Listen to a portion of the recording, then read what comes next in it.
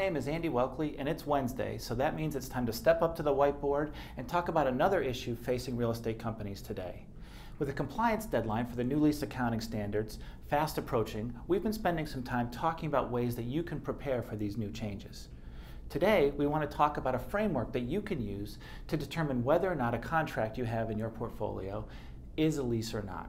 So let's start from the beginning. The first question we have to ask ourselves is, do we have an identifiable asset? If we don't, it's a pretty easy decision. We don't have a lease in most cases. However, if we are able to identify an asset, then we want to move to the next phase of our decision-making process, and we want to determine whether or not we gain an economic benefit from that contract. If we do, if we gain a substantial benefit from the contract, then in all likelihood, we can move to the next phase of the decision-making process. This is where the tree begins to split a little bit. We want to ask ourselves whether the customer, you, or the supplier is the one who directs the purpose of that asset. If it's the supplier, then again, we know that we don't have a lease. Now, if it's you, the customer, we can actually move down here. In all likelihood, we do have a lease.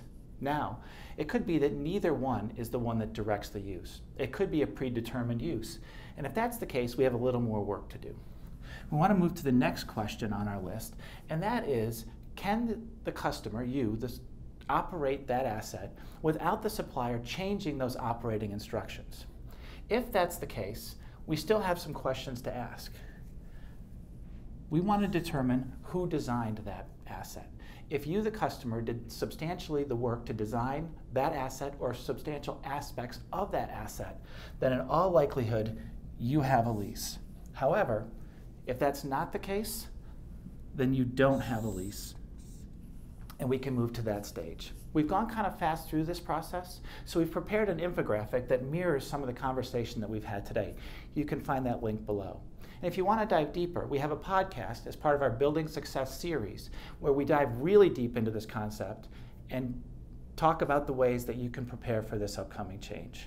That's Whiteboard Wednesday for today. My name is Andy Welkley. Thanks very much.